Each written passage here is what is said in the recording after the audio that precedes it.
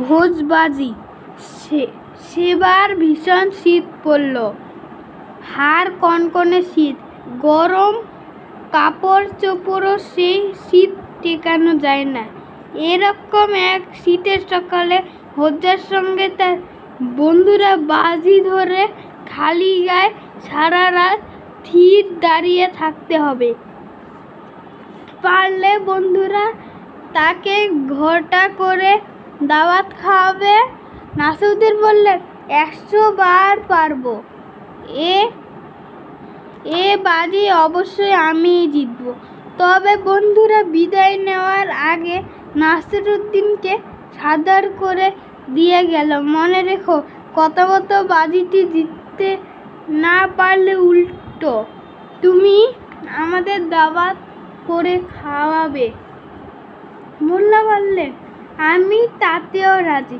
সন্ধ্যা লাগতেই মোল্লা নাসিরউদ্দিন সত্যি খালি গায়ে সেই মাঠের মাঝখানে এসে দাঁড়ালেন আর সারা রাত কড়কড়ে শীতের মধ্যে স্থির দাঁড়িয়ে থাকলেন। ভীষণ কষ্ট হলেও বাজির কথা মনে রেখে মাঝ পথেই ঘুরে ফিরে গেলেন না। আর এসব একটা গাছের আড়ালে থেকে দেখছিল তার বন্ধুরা। দেখছিল নাসিরউদ্দিন ফাঁকি দেন কি না।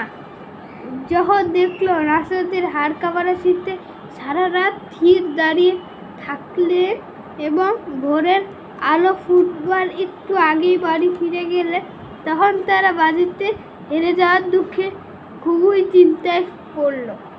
ঘরে ফিরে চুলোর পাশে বসে কিছুক্ষণ গা গরম করে নাসিরউদ্দিন তার বউকে তাকে গরম খাবার খেতে দিলে আর বললেন, এমন খামখেয়ালি বাজি জীবনেও ধরবেন না।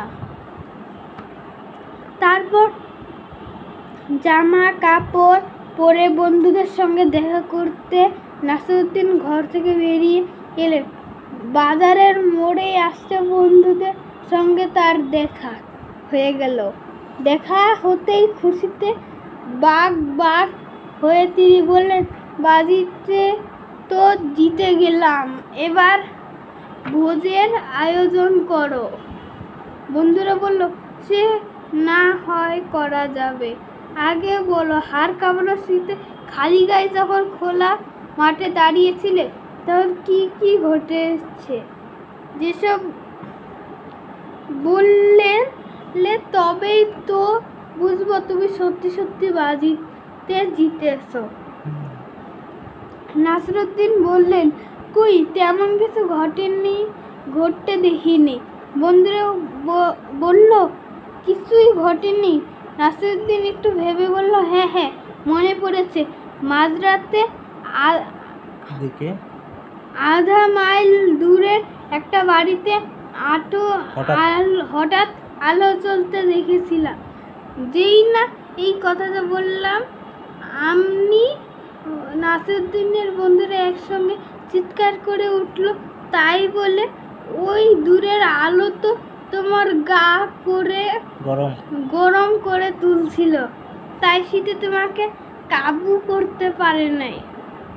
কাজেই তুমি বাজিতে হেরে গেছো। কথা মতো এবার তুমি আমাদেরকে দাওয়াত খাওয়াবে।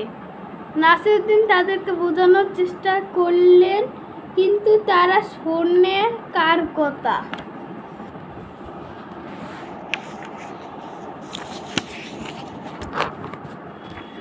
হইচই করতে করতে তারা বেরিয়ে গেল। দুপুর হতেই বন্ধুরা নাসিরউদ্দিনের বাড়িতে এসে হাজির। তিনি তাদের সঙ্গে হাসি মুখে কোলাকুলি করে বললেন, ঘরের ভিতর এসো। বন্ধুরা ঘরের ভিতর ঢোকার পর নাসিরউদ্দিন তাদের বললেন, তোমরা আরাম করে একটু বসো, অল্পক্ষণের মধ্যে রান্না হয়ে যাবে, তারপর আমরা একসঙ্গে খেতে বসবো। বলে নাসিরউদ্দিন ঘর থেকে বেরিয়ে গেলেন আর বিছানায় আরাম করে বসলেন। তার বন্ধুরা এইদিকে সেই ঘর থেকে বেরিয়ে গেলেন। নাসিরউদ্দিন তার আর ফেরার নাম নেই। রান্নাঘরের দিকে কেবল খুটখাট শব্দ শোনা যেতে থাকে। বন্ধুদের একজন বলে ওঠে, কই হে মোল্লা, আর যে তোর শুইছে না, কি করছস তুমি? রান্নাঘরের ভেতর থেকে মোল্লা উত্তর দিল, এই তো হলো বলেই ভুড়ি ভোজের আয়োজন, যে সে কথা নয়, সবাই তো একটু লাগবেই। এইদিকে অপেক্ষা করতে করতে একসময় ক্লান্তিতে ঘুমিয়ে পড়ল মোল্লার বন্ধুরা। নাক ডাকিয়ে তারা অঘরে ঘুমাতে থাকে। ঘরের দরজায় ফাঁক দিয়ে তাই দেখে মোল্লা তার বউ মিটি মিটি করে হাসেন। ঘণ্টাখানেক পর ঘুম থেকে জেগে উঠলে বন্ধুরা দেখলো তখনও রান্না হয়নি।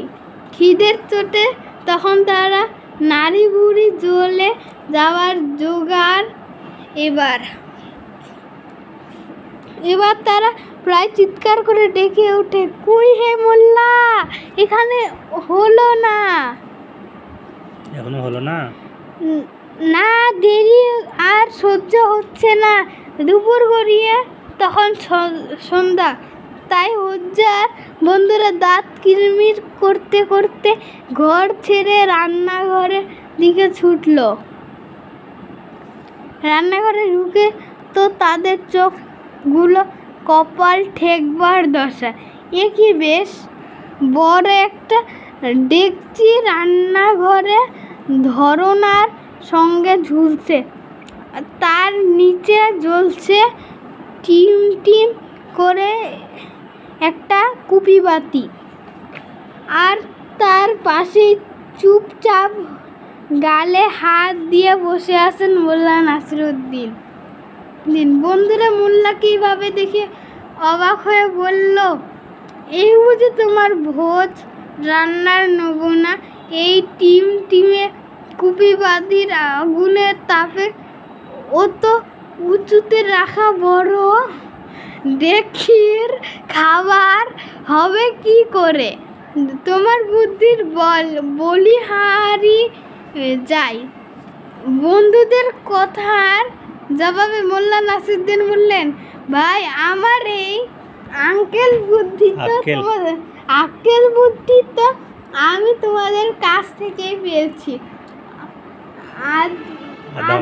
আধা মাইল দূরে টিমটিমি আলো যদি শীতের রাতে আমার শরীরে গরম হতে পারে, তাহলে এই কুপিবাতি আগুনের তাপে উঁচুতে রাখা এই ডেকচির খাবার রান্না হবে না কেন? বন্ধুরা কি